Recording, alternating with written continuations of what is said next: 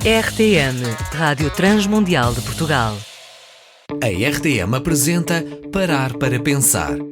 Temas atuais com uma perspectiva bíblica. Todas as semanas com Francisco Sacoenda Doido.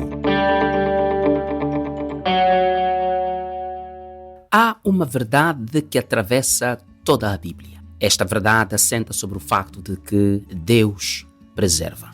Sim, meu amigo, Deus preserva. E o facto de Deus nos preservar, nós perseveramos. Afirmar que Deus preserva não é apenas crer que Deus protege a nossa vida, mas que Ele preserva o propósito de nossa vida que se acha profundamente unido à sua própria vontade. Mais do que só proteger pessoas, Deus guarnece seus intentos, seus desígnios e tudo faz para que seus decretos sejam cumpridos com exatidão sem igual. Meu prezado irmão, isso deve ser a fonte segura de toda a sua esperança e remédio contra todo o seu temor. Preciso repetir até que fique claro em seu coração e sejam aniquiladas todas as dúvidas. Deus preserva. Isso fica também claro na história bíblica, sobretudo em Êxodo. Praticamente toda a história do livro do Êxodo concentra-se nesse tópico. Deus preserva seu povo peculiar a fim de fazer seu nome conhecido em toda a terra. Meu prezado irmão, leia comigo o que é dito acerca disso em Êxodo capítulo 1, versículo 12. Mas quanto mais os afligiam, tanto mais se multiplicavam e tanto mais se espalhavam, de maneira que se inquietaram por causa dos filhos de Israel. 70 israelitas entraram no Egito. 70 israelitas entraram no Egito, liderados por Jacó, enquanto José ali os aguardava, depois de grandes coisas que Deus fizera no Egito por meio de José. Estas 70 pessoas carregavam de seus antepassados uma forte promessa: abençoarei os que vos abençoarem, e amaldiçoarei aquele que te amaldiçoar, e em ti serão benditas todas as famílias da terra. Estas palavras, com dimensões de um decreto exarado por Deus, acompanharam todo o seu povo durante os séculos, e creio que será assim até a consumação dos tempos. Esta foi a bênção dada por Deus a Abraão, e consistia em 3 dimensões. Primeiro estava em causa a fecundidade. Segundo, estava em foco a posteridade e, finalmente, a prosperidade.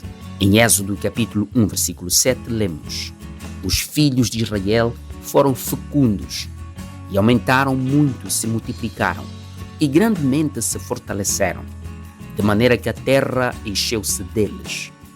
Aqui vemos o decreto de Deus anunciado em Gênesis capítulo 2, versículo 28, se tornando real na vida do povo escolhido. Depois da queda de Adão, a mulher daria à luz a um descendente com autoridade suficiente para pisar sobre a cabeça da serpente. Deste modo, percebemos então que, quando o Êxodo afirma que os filhos de Israel foram fecundos e se multiplicaram, isso era já um prelúdio, uma antecipação da chegada paulatina da bendita israelita chamada Maria, que viria a ser a mãe do nosso Salvador, Jesus Cristo. Isso nos ensina que Deus preserva não só pessoas, mas Ele preserva seus intentos, seus desígnios e seus propósitos. Os israelitas foram fecundos, que o número da população cresceu de 70 para quase 2 milhões de cidadãos na terra de Gozém, no Egito. Isso confirma o que Deus havia dito a Jacó no início de sua viagem ao Egito.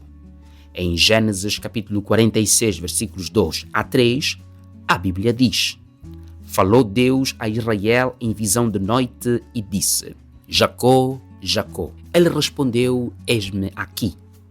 Então disse Deus: eu sou Deus, o Deus de teu pai. Não temas descer para o Egito, porque eu farei de ti uma grande nação. Meu amigo, você consegue ver a igreja sendo formada? Você consegue perceber a reunião dos filhos de Deus sendo antecipada neste cenário de profunda significação? Agora você percebe por que, apesar de muita oposição, você continua firme? Agora você consegue compreender por que razão você foi atraído à fé e à vida cristã? Compreenda que vivamos sobre a graça da fecundidade decretada. Somos o resultado de uma posteridade anteriormente anunciada e somos abençoados mediante bênçãos preparadas antes da fundação do mundo. Deus não anda à mercê das novas atualizações. Não há nele melhoramento em sua composição e caráter. E se ele não atualiza sua natureza, ele não melhora sua pessoa.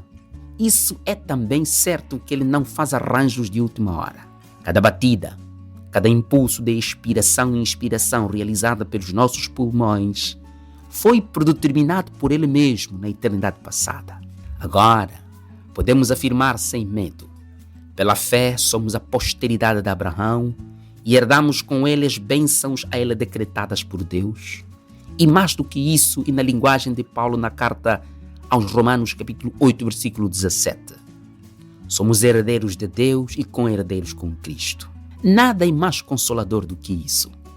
Mais do que esperar que as coisas mudem para as nossas emoções mudarem, o melhor é descansar no Deus que não pode mudar. A fecundidade dos filhos de Israel construiu as bases demográficas para uma nação de fé. A igreja é, em certo sentido, a posteridade de Abraão, de Isaac e de Jacó. Mas, antes de mais nada, cada cristão é fruto da vida, da qual Deus é o agricultor. Pelo que lágrimas não derretem esperanças, noites não impedem dias e dúvidas nem sempre anulam certezas. O meu texto de hoje diz: quanto mais os afligiam, mais se espalhavam, de maneira que se inquietaram por causa dos filhos de Israel. Faraó tentou parar com as armas o que foi iniciado pelo Espírito. Faraó quis parar o nascimento de pessoas, quando afinal Deus estava gerando propósitos. Os egípcios queriam matar homens, quando Deus estava preparando o Filho do Homem. Nada mais estranho do que querer crescer sem oposição, viver sem sofrimento e ganhar sem perder. O reino das trevas geralmente se esquece de um detalhe: que o poder pertence ao Senhor. Meu prezado ouvinte, ouça com atenção. O poder pertence ao Senhor. Ele preserva seus intentos e conserva fiel suas promessas. Não estou dizendo isso para que você se sinta mais bem disposto. Estou dizendo tudo isso para que você e eu fiquemos envergonhados. Envergonhados por termos duvidado. Envergonhados por termos pecados escondidos em nossos corações em razão da nossa ganância, ego e vontade lasciva pelas coisas da terra. Somos nós os que andamos a cuidar do exterior quando alojamos no íntimo cobras e escorpiões prontos a destilar veneno para cada uma das vítimas que tentar se aproximar das coisas que nutrem o nosso orgulho. Somos, afinal, um bando de carentes de glória. Uma glória que apenas a Deus pertence. Quando nós esquecemos que vivemos porque Deus permite, começamos a agir como se fôssemos semideuses, e isso enterra toda a nossa humildade.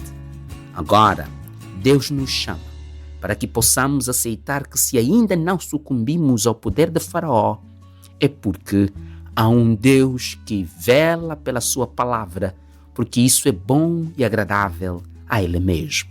Por isso, louve a Deus por sua graça. Louve a Deus por sua fidelidade e bondade. Enquanto viverdes nesta peregrinação, não tenha sua vida como garantida, enquanto a vida de Cristo estiver longe da sua alma. Pense nisso. Viva feliz com Jesus. Fique com a bênção de Deus. Um abraço. Apresentamos Parar para Pensar, um programa semanal com Francisco Sacoenda Doido. Este conteúdo está disponível nas principais plataformas digitais. RTM. Conhece todos os nossos programas em rtmportugal.org. Uma produção da Rádio Transmundial de Portugal.